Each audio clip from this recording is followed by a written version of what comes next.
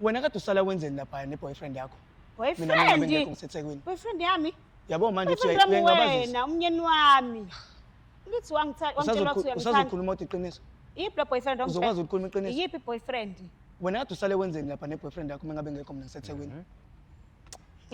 Ayikho boyfriend mina engiyaziyo futhi bengihlalele endlini nengane. Ayikho leyo nto. Yazi wena usazokhuluma iqiniso.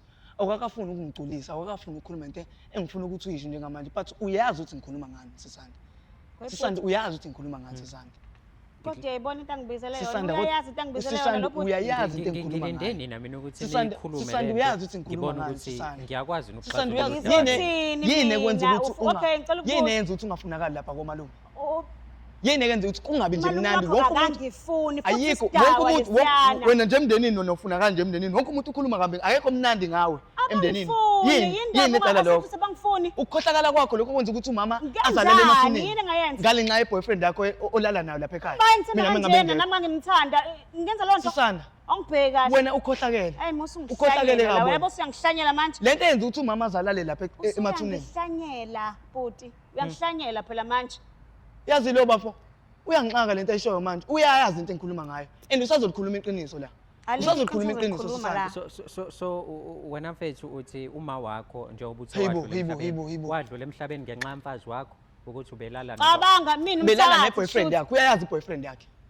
Uyayazi i-boyfriend yakhe Okay, mina wabulala uma. Lento eyenze Okay, lalela. yazi ukhohlakala wakho sengilahlekisele Mina ngabazali wabulala uma. bami. Emini wabulala uma. Uchazela ukuthi mina wabulala uma. Ukhohlakala kwakho Emini wabulala ukuthi wena uhambe ngithi mina mengimuva ngiye eThekwini ngikushiye emakhaya ngazi ukuthi mina usafe and ngihambe ngikutshelile ukuthi ngihambile ngasuka emakhaya ngayenzini kababa eThekwini. Wena usala ubona ukuthi kumele ugovoze emakhaya. mfethu. Kuphi lokho govoza? Wahamba wangishiya ngithi. Lalela. Mina ngiyazi lento baba. Ufuna Ngiyazi ngikhuluma. lento. Sorry. Ufuna ngikhuluma ngithi. Khuluma ngifuna iqiniso vele lo. Wahamba wangishiya ngithi. Wangishiya emakhaya nobaba noma ngithi. Lokho kwenza ukuthi usale ukhohlakala. Nginakekela ubani emakhaya mina? Ubani onakekelayo? Umntana kabalo wena. Owakho. Hayibo, ungaphi ingane yakho? Ingane yakho leyo yabona Iqiniso longiyeza lona. Sisanda. Iqiniso. Iqiniso longinika lona. Okay, awuthembi.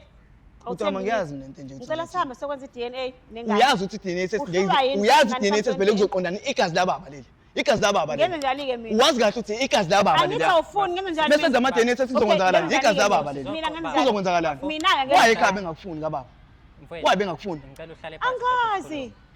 Angazi. Futhi imkhoza ngempela sisumoya hlele phansi indaba usufuna ungishaya.